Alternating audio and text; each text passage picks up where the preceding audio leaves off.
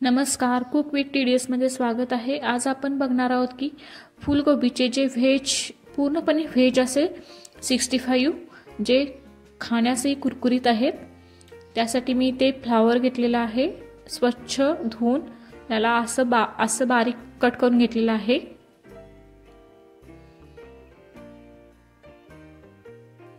आता आपण याच्यामध्ये 2 चमचे बेसन टाकू।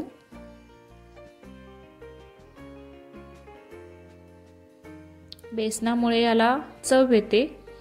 त्याचबरोबर याच्यामध्ये मी 2 चमचे कॉर्नफ्लॉवरचे पीठ टाकते। कॉर्नफ्लॉवरनं याला कुरकुरापणा येतो आणि त्यामुळे तेलामध्ये चिकटत पण नाहीये। त्याचबरोबर मी ते लाल तिखट पावडर टाकलेली आहे, थोडंसं मीठ घालते।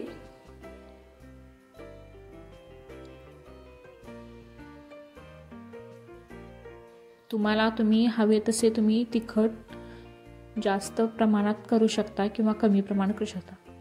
मी ते लसूण चिरून घातलेले, चिरून घातल्यामुळे काय होते की याच्यामध्ये लसणीचा स्वाद चांगला उतरतो। आणि आलं मी इथं किसून घातलेलं आहे।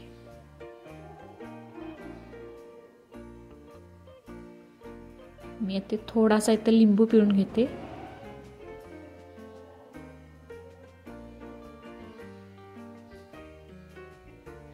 आता याला आपण व्यवस्थित मिक्स करून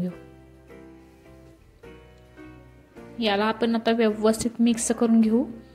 याच्यामध्ये हळूहळू पाणी टाकून ते व्यवस्थित मिक्स करून घेऊ।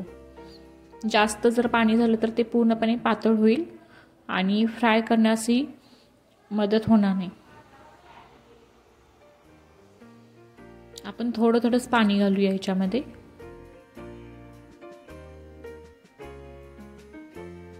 याला व्यवस्थित मिक्स करून घेऊ, जेणेकरून पूर्ण फ्लावरला हा जो आपण तिखट मीठ वगैरे घातलेला आहे ते व्यवस्थित लागेल।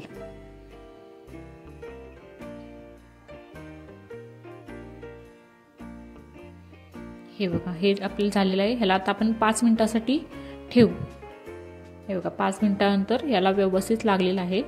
आता आपण तेल गरम करू ठेवू। तेल पूर्णपणे गरम झालेलं असावं, नाहीतर ते खाली चिकटेल। तेल आपलं गरम झालेलं आहे। आता याच्यामध्ये मी हळूहळू एक एक फ्लावर सोडते।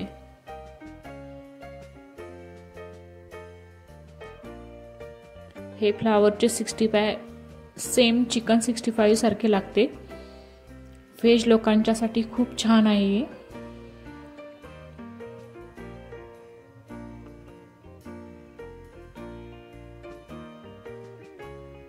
बघा, मी सगळं सोडलेलं आहे आता तेलामध्ये।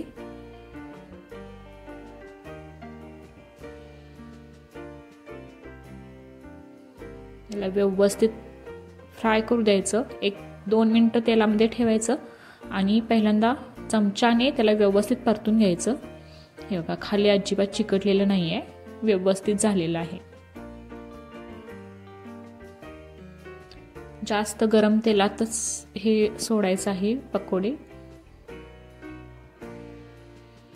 नाहीतर खाली चिकटण्याची शक्यता असते। हे बघा, आपले व्यवस्थित झालेले आहेत, खाली अजिबात चिकटलेले नाहीये। याला आता आपण व्यवस्थित भाजून घेऊ। त्याला ब्राऊन कलर आल्यानंतर आपण याला काढून घेऊ। हे बघा, आपले व्यवस्थित भाजलेले आहेत। याला आता मी काढून घेते आणि आता आपले जे दुसरे राहिलेले आहेत ते पण आता मी याच्यामध्ये फ्राय करून घेते।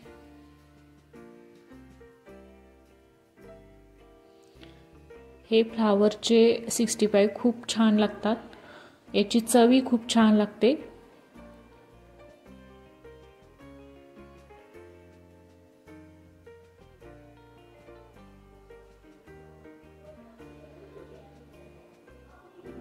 हे आता मी सगळे भाजून घेते पूर्णपणे। हे तुम्ही चहा सोबत किंवा सॉस सोबत सुद्धा खाऊ शकता। हे मी सगळं पूर्णपणे फ्राय करून घेतलेलं आहे।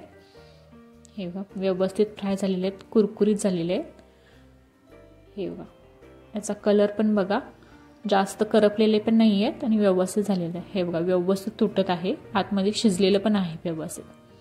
तुम्ही अशा प्रकारे करून बघा. तुम्हाला ही रेसिपी आवडली तर शेअर करा, लाईक करा आणि कमेंट करा आणि माझ्या चॅनलला सबस्क्राईब करा.